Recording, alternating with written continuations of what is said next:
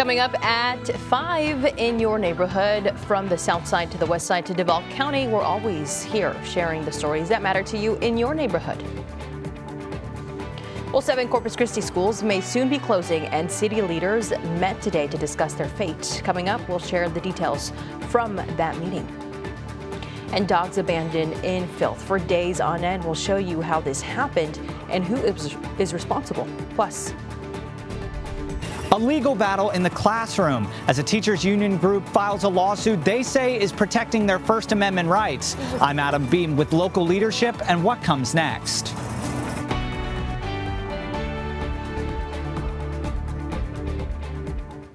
Good evening and thank you for joining us. I'm Clara Benitez Cortez. The trial for former Uvalde School Resource Officer Adrian Gonzalez continued today at the Nueces County Courthouse. He's being charged with 29 counts of child endangerment and abandonment.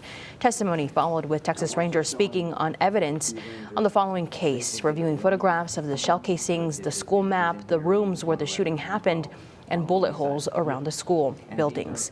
The defense team made another motion for a mistrial, but the motion was denied by the judge and testimony followed. The trial will resume on Monday at 9 a.m. In Odom, we have an update regarding the arrest of the student athlete at Odom Ed Roy High School. Earlier today, Odom Ed Roy ISD sent out a notice to parents updating them on the investigation, which has resulted in the arrest of 19-year-old Christopher Soto for indecency with a child. In the notice, the district says it is unavailable to provide specific details at this time, but that any form of harassment, assault, or inappropriate conduct is unacceptable. Now, despite this development, it still does not answer Chris Sick's request for information regarding the employment status of the coaches allegedly present for the incident in December. Information that has been provided to other media outlets, but not to parents close to the situation. Corpus Christi ISD leaders are now one step closer to deciding whether or not they will close 7 schools next year. In a meeting today, school board members and district staff outlined reasons for the potential closure, such as low student enrollment, facility maintenance issues, and budget constraints. The district faces a $27 million deficit, and closing the schools would save $11 million. Seeing fewer students, and when that happens, it reduces the per student funding and also budget constraints, which it leads to. The financial pressure, inflation has increased operational expenses, insurance, fuel, maintenance for many, many districts, including our own. Board members raised concerns about transportation for vulnerable students and how other campuses will accommodate transfers. CCISD leaders will meet Monday to finalize their decision on the school closures. Now here we may have some cool weather coming our way, so how long for our temps to go? For that, we are joined by Chief Meteorologist Stephanie Lover. Yeah, I think some folks are either phrasing that as, when are we getting rid of this warm streak, or why do I have to get rid of this warm streak? Either way, the changes are coming, and they've already been happening today. The view outside looks a little different depending on where you are. Neighborhoods getting a little bit of a different taste of this pre-cold front weather around the coastal bend. In fact, if you're in our northern neighborhoods, you might have even gotten a little sprinkling today. We've had some showers around the area. Most of that has been up by the Victoria Crossroads, I-10. We really haven't seen a whole lot in our neighborhoods, and we have had some rain. It's likely not measurable, and that is the goal we're working toward in 2026. Measurable rainfall that can actually help our water situation. So we may get that from this cold front. We'll talk about those odds, but yeah, we've got some sunshine out here. It's been very hazy and humid out along our Snoopy's camera here, the CCAC camera. So as traffic goes along the JFK Causeway, we're going to start seeing how that might be a little different as we head on to the weekend. For all those plans, I'll walk you through it ahead. Well, in Freer, police and animal control just rescued several dogs from horrific living conditions.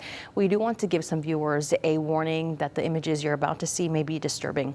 Police found several dogs abandoned in this house where they were locked away in kennels and surrounded by filth. The home is located on Wisachi Street. When Police Chief Ronald Flores entered the home, he says they were met with feces, dried urine, and signs that no one had crated or cared for these dogs in ages.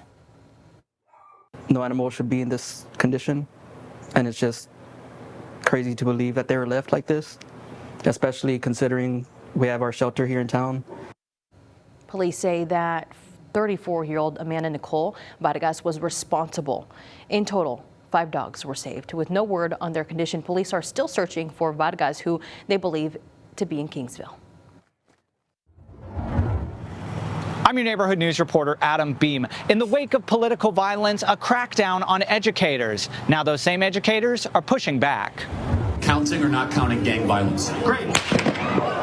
It's been 5 months since the assassination of Charlie Kirk, and the fallout can still be felt today. In the aftermath of Kirk's death, reactions online were divided, some remembering Kirk in a positive light, while others criticized his past comments and beliefs. This kind of rhetoric is directly responsible for the terrorism that we're seeing in our country today. In the weeks and months that followed Kirk's death, agencies taking action for posts made by employees. Agencies like the TEA, launching investigations into teachers and educators for their activity on social media, including local districts like CCISD and Alice ISD. And it's these investigations that have forced union groups to act. We believe it's a violation of our First Amendment rights because some of these, or many of these, in fact, the majority of them, were done on private Facebook pages and at their private time at home and not in the classroom. The Texas American Federation of Teachers filing this lawsuit against the TEA and Commissioner Mike Morath. The suit listing examples of teachers who have been impacted by these investigations, some even being terminated from their positions they've held for years. Well, teachers are working in fear,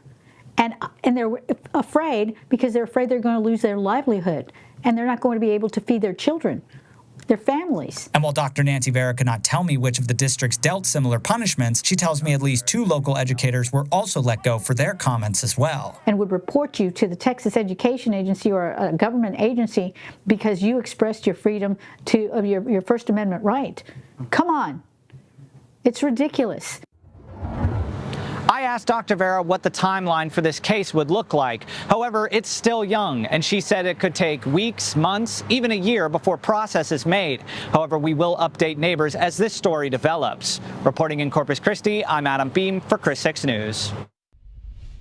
Adam, thank you. In national news, the United States will soon begin targeting Mexican cartels on land. That's according to an announcement from President Donald Trump. This action comes following a string of strikes on alleged drug trafficking boats in both the Caribbean and Eastern Pacific Oceans. Earlier this week, the president says he asked the Mexican government if they wanted the United States to help in, quote, rooting out drug cartels in Mexico. Mexico's president opposed the effort. President Trump met with multiple oil executives today in an effort to persuade them towards investing in Venezuela. Venezuela has one of the largest proven oil reserves in the world. Oil companies reportedly want a return on their potential investment into the country, as well as rule of law to keep their employees and equipment safe. A few other demands from executives are political stability in Venezuela, the lifting of sanctions, and financial guarantees.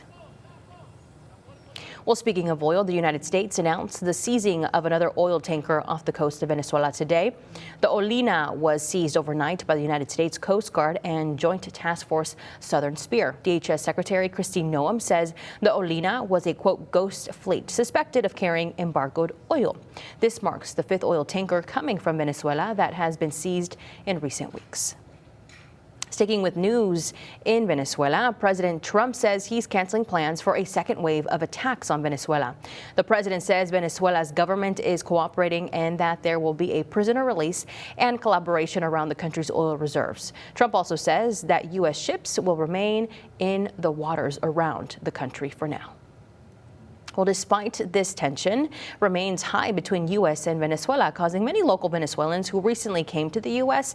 to worry what this means for their future and their immigration status, especially after there was confusion on what the legal options are for Venezuelans after Homeland Security Christine Noem said on a Fox News interview that Venezuelans who had temporary protective status, also known as TPS, could get refugee protection. However, it was quickly corrected by DHS on X, which stated that is not what Noem said. Chris 6 neighborhood news reporter Stephanie Molina spoke to a local Venezuelan neighbor to get his thoughts. I view everything that is happening with great concern. However, the only thing I ask of God and of life is that in the end, whatever happens, it will be for the best of our country, which has unfortunately suffered through many political misfortunes. If you are uncertain on what is the best option for you, immigration lawyer Raid Gonzalez says it's important to have an attorney you trust to give you the correct legal information. The history of the Molina neighborhood shared with the new generation. I'm Jada Jenkins with why students at West Oso Junior High have a new sense of pride. You're watching Chris 6, part of the Scripps News Group. I'm your neighborhood news reporter Jada Jenkins at West Oso Junior High, where students here watched Molina, hardships, traditions, and resilience, a documentary about their neighborhood. After the screening, many say they left with a deeper pride of where they come from. In October, I told you about the premiere of the documentary Molina, Hardships, Traditions, and Resilience. The documentary touches on the history of the neighborhood and the struggles of its people, speaking on racial segregation and poverty lines, yet still finding a way to create a family within its neighbors. Now, that documentary is being shown to students at West Oso Junior High, where they're learning history in a different way. I really want to tell everyone I know to watch it because there is really good history behind what happened in Molina. Mireina Palomo is student council president. I asked her what part of the film stood out to her. It went to nothing and it came to something, a whole community that everybody knows. She says the close-knit neighborhood still stands. Everybody in the community basically knows each other. Stephen Fillmore's story was featured in the film. He also teaches and coaches at the school. When they see me, they all kind of looked back at me, so that was kind of funny. The West Side is often seen as the most economically challenged part of town, but Stephen says that only pushes his students. They know where they come from, and they know they have to work a little bit harder. Crystal Barboza says the documentary was a learning lesson for the staff, too. When you know where your students come from, it just helps you as a teacher. And says representation matters. I could tell right away that they were like, oh my gosh, that's my street, you know. So when people say Molina is the heart of Corpus Christi, how does that make you feel? West Oso is and always will be about tradition, legacy, and family. Educators say that pride is the purpose of the documentary, passing Molina's history to the next generation so it's never forgotten. On the West Side, I'm your neighborhood news reporter, Jada Jenkins, Chris 6 News. From the west to the east, taking the view from the CCAC camera out at Snoopy's. Beautiful sunset taking place, but you're going to need a sweater to enjoy the next one. I'll tell you more about it when we come back.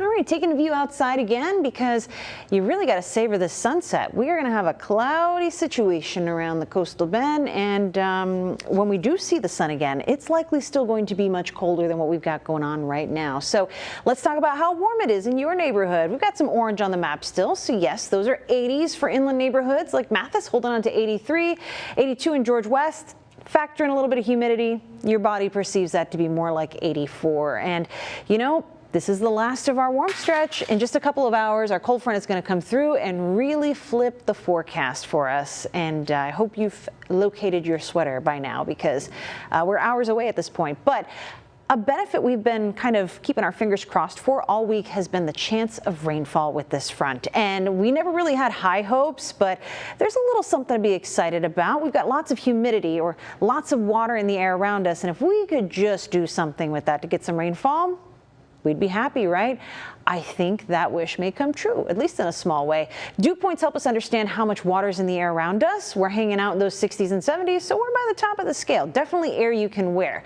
So now we just need someone or something to turn on the tap and put that water to use. We've had a few showers in the vicinity. Most of that's been in our northern counties or up toward the Victoria Crossroads, but the kind of cold front that we're expecting, it's a little complicated, but this is where it may benefit us. I think we're going to have something called an overrunning pattern that is going to help us get a little bit of light rain in the mix. So when this front comes through, it is going to make for windy conditions, and here at the ground level, it's going to come through pretty fast, but a couple hundred feet above our heads, not so fast. This is going to take some time. We'll have some warmer air riding on top of that cool pocket. So while we're nice and dry and chilly here at the ground level, this warmer air sitting above us is likely what's going to keep things so cloudy and drizzly. I think also a little bit of light rain. So that's a step up from drizzle and gets us closer to the goal. Measurable rainfall, right? So all good things Hopefully this continues to pan out, but there are also other opportunities I'm watching in the forecast. We'll focus on this one for now. Muggy meter shows we're looking at some pretty dry air, but again, like I mentioned, that's here at the ground. Above us, humid, warm air is going to help keep clouds in the forecast, and we hope some at least scattered light showers would even be appreciated. So here's how one model thinks this is going to come together. A line of rain with the front as we head past midnight into the early morning hours. It's not a lot. I think we may get a little bit more than that if we're lucky. Temperatures are going to be falling throughout the night and through most of tomorrow morning. We make a small rebound into the afternoon on Saturday, and really that's about it for the situation as far as temperatures go. We stay chilly. However, that rainfall, if it's drizzle, it'll hold on a little bit longer. The next opportunity is not too far away. The reason why we're not getting a very big, strong front that gives us lots of rain, this wrinkle right here in the map is not quite making it all the way to South Texas, but there's another feature we should be watching with this, and it's way out on the Pacific coast. This is a system that could be pumping a lot of moisture from the Pacific into South Texas Monday into Tuesday, so I'm thinking that could bring us more rainfall opportunities. We'll keep an eye on it, but here's a look at the next 7 days. Now, the local events and fun things to do. It's Coastal Bend Weekend with the Hoffmans. New year, new adventures. Looking for something fun to do this Coastal Bend weekend? Well, we have you covered and dug up some exciting events happening in your neighborhood. Take a look.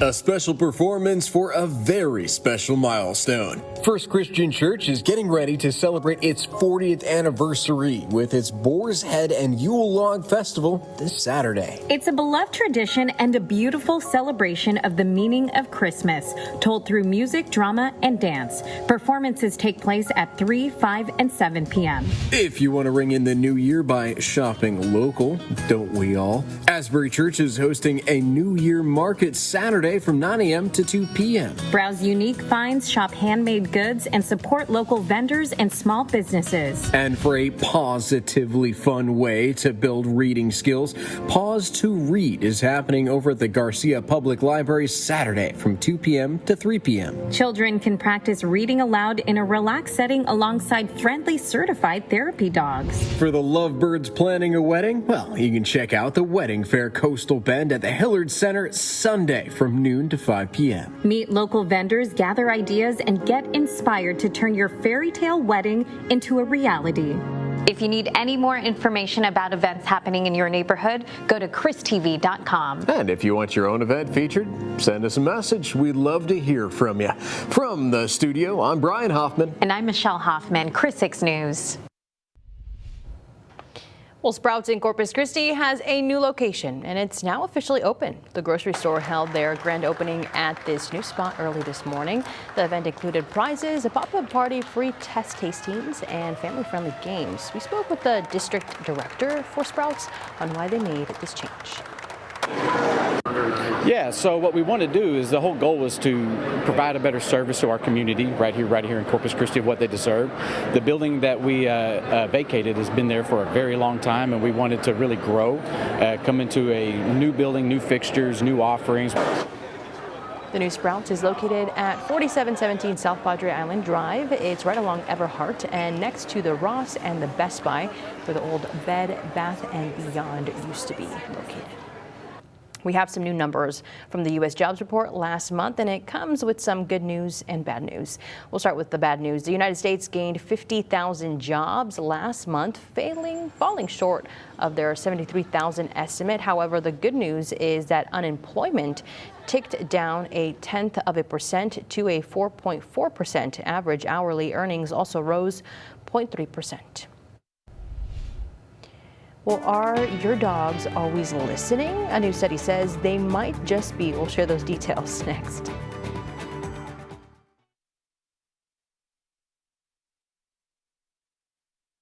You're watching Chris 6, part of the Scripps News Group. Well, did you know that dogs may be able to learn new words by eavesdropping? Well, a new study says that some super smart dogs may be capable of this.